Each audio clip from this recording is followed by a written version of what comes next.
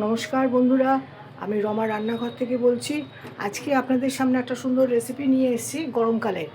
সেটা হচ্ছে টক ডাল। এই টক ডালটা আমি কি কি উপকরণ দিয়ে কীভাবে বানাচ্ছি সেটা আপনারা দেখতে থাকুন। প্রথম কথা হচ্ছে, আমি এই বাটির মাপেতে হাফ বাটি, এখানে এই হাফ বাটি মুসুরির ডাল ভালো করে ধুয়ে কুকারে 4টে লঙ্কা দিয়ে ভাপিয়ে রেখে দিয়েছি, 2টো হুইসেল দিয়ে। একটা ছোট আমড়া, মানে দেশি আমড়া, এটা এই দেশি আমড়াকে টুকরো টুকরো করে সেটাকেও আপনার নুন হলুদ দিয়ে কুকারে ভাপিয়ে রেখেছি। আর এই মাপের একটা ছোট টমেটো ব্যবহার করছি। এর সঙ্গে কারি পাতা, সাম্বার মশলা, কিছুটা সাউথ ইন্ডিয়ান রান্নার সাথে এটার মিল পাবেন, কারি পাতা।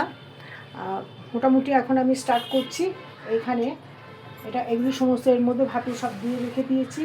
1 চামচ নুন দিয়েছি, হাফ চামচ হলুদ দিয়েছি এর মধ্যে, ডালের মধ্যে, আর দিয়েছি আপনার এখানে সাম্বার মশলা হাফ চামচ।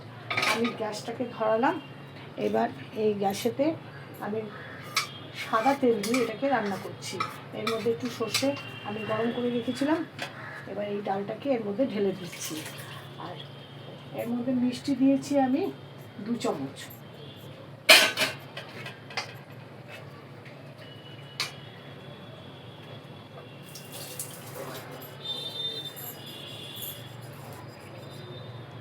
আমি 2 চামচ চিনি এই চামচের মাপেতে নাকি দিয়েছি। বন্ধুরা, এই রান্নাটা করে আপনারা খেয়ে দেখবেন কেমন লেগেছে, কমেন্টে আমাকে জানাবেন।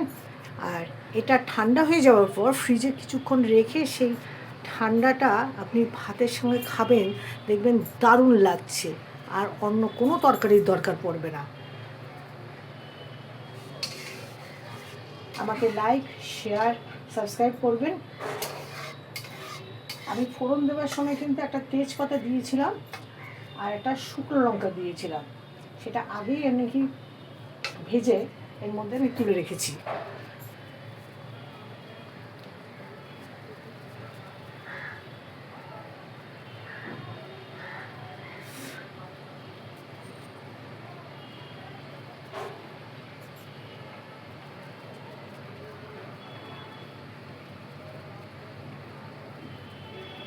ডালটা ফুটে গেছে, এবার আমি গ্যাসটাকে বন্ধ করে দেবো।